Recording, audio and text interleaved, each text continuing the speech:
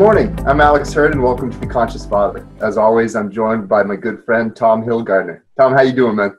Hey, man, I couldn't be any better. It's my birthday today. Oh, my God, dude. I saw that on Facebook. You totally forgot, man. You didn't even wish me happy birthday, you son of a bitch. Oh, what an A-bag. Hey, happy birthday, brother. Thanks, man. Thank you. Yeah, I woke up this morning, and my son was crying, asking for mommy, and I said, well, did you know it's Dada's birthday today? And he stopped, and I said, what did you get me for my birthday? And he said, yeah. I said, no. What did you get me for my birthday? And he said, Thomas the Train. And I said, oh, man, that's the best gift ever. That's good living, man. Well, listen, man, happy birthday. Thanks, brother. Thank you. So, we had been talking about this concept, and it's something that's living in you right now, and the idea of helping our children. Like, when is it okay to help them, or when should we try to challenge them and do things on their own? Could you speak to that a little bit? Yeah, absolutely. So the idea came to me one night. We were all as a family and some friends having dinner, and my son said, I got to go poo-poo, and which I'm so grateful that he tells me most of the time, unless he's having a heck of a lot of fun with this train, and it's just, all loose. But he told me he needed to go poop, and so I took him to the bathroom, and I had this moment of awareness that was really, I feel it was a gift, that I realized. And again, I know he's just a little bit over 2 years old, so there's still a lot that he depends on me and my wife share. But I had this moment where I was like, every time he goes to the restroom, every time it's time for a bath, or every time it's time to go out of the house, we always do everything for him. We put his pants on, we put his socks on, we put his shoes on, where we take it all off. And it's obviously, it's been pretty natural because of his age, but there was this moment of going, I think it would be good to start engaging him on learning how to take his own socks off. He may not be able to do it, but just to start exercising that direction of saying, hey. And it was fascinating because, he looked at me first like, what do you mean? Like, you do this for me, buddy. Like, I'm the king, right? Yeah. And I said, no, you can do this, bud. You can do this. And so I said, sit down on your butt. And he wasn't quite sure how to sit down and still work. So he kind of had a little, working it out there. And then when he did finally get down, it was just fascinating. And especially coming from, I've done a lot of Feldenkrais work, which is a form of body awareness movement on the floor, where you're moving your body and you're learning about, when you move your arm, what happens to your pelvis, and when you move your chin, what happens to your chest, and all this. So I was watching him and noticing how there was just this instinctual nature of him to know that sometimes reaching across his body was easier than taking his left arm to his left foot. Sometimes it was easier to go across his body. And I was sitting there thinking, wow, like, he's learning. He's learning not only how to take his socks off and how to take his pants off, but he's actually learning his anatomy. Yeah, so I think children naturally want to do things by themselves. But I think what happens is, depending on the situation, we almost create this habitual way of being where they become dependent almost out of the gates from a very young age on us. And sometimes that's out of our convenience because, my God, I got to get out the door and I'm late for work, or I'm late to bring the kids to school. So I'm going to put your shoes on, I'm going to put your socks on, I'm going to pick up your toys because that makes our life easier at the time. But if that happens enough, well, that becomes what their expectation is, right? Absolutely. And I had a situation, and this is just a small thing, but it goes to what we're talking about. Yesterday, we have this little cul-de-sac down the street from us, and in that cul-de-sac is a little rock formation, and in the center is a bed, a flower bed.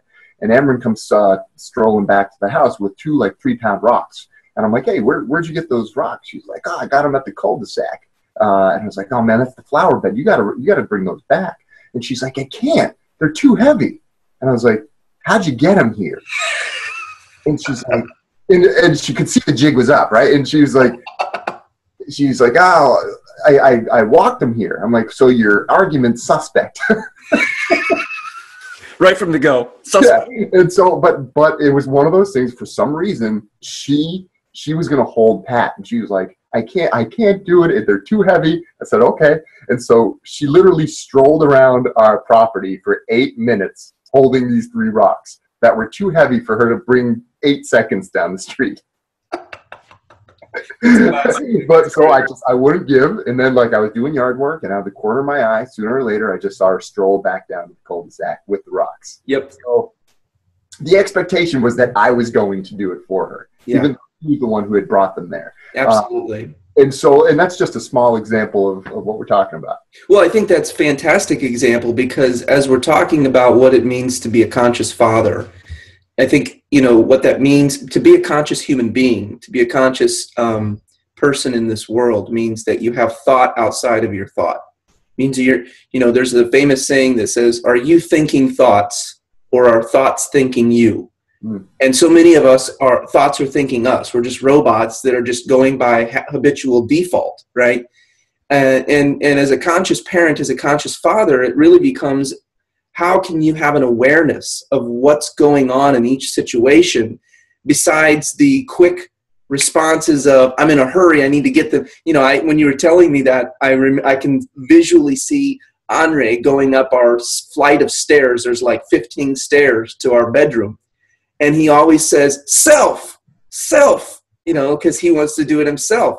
And I'm like, okay. And then he'll stop and sit down, and he'll want to, take a look at this piece of dirt on the stairs. And then he'll maybe and I'm like, dude, you got to hurry up, man. Let's do this. Let's go. And eventually, what?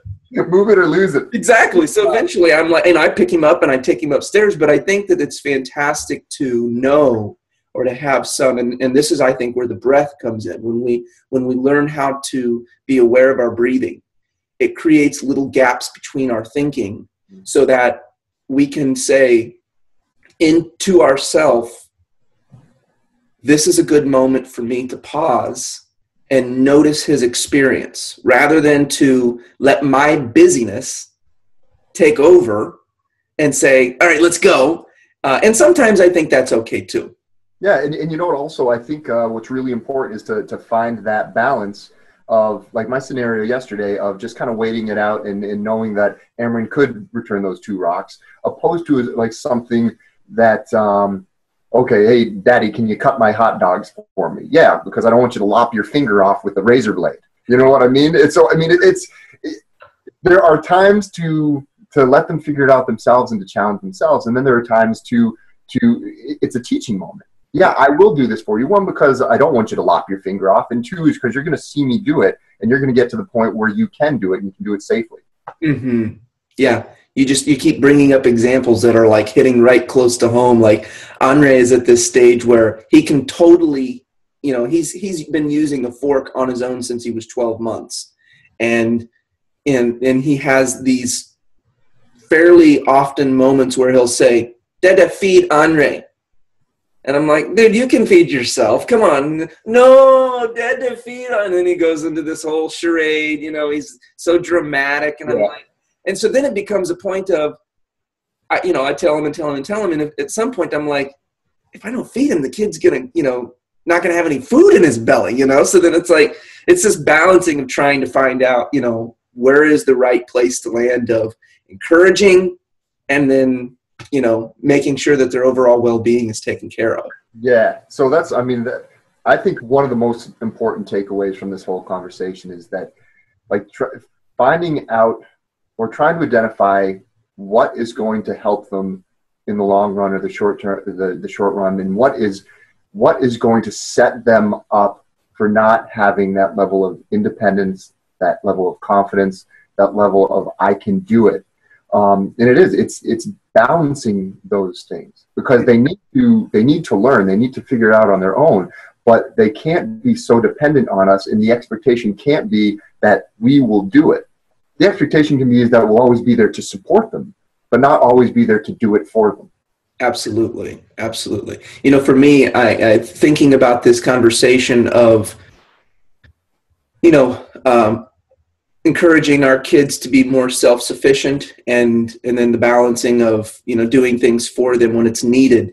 has really brought up a couple things for me in my own personal life. I'm married to a Chinese woman who's born and raised in China, so we have a pretty big cultural impact in our life. And there's a huge difference between an American mindset, which really from the go, right out of the gate, sort of teaches kids how to be independent. Whereas in an Eastern culture like China teaches how to depend on the family unit. So, I think you also have to take in, as our viewers are watching us right now, that this is also a very different cultural parenting experience as well. And depending on where you're from and your upbringing, or your wife or your husband's upbringing, you need to kind of take in all of these different angles. Yeah, that's a good point. But for me, the thing that really, came, the where this was birthed out of was the vision that I want for my children is I want them to be empowered children. I want them to be able to go out into the world and to have the confidence that they can do things on their own. And you've mentioned this in previous shows that they can make mistakes, but part of, not landing it the exact way they want it is learning how to get to where they want to go and learn how to do things self-sufficiently.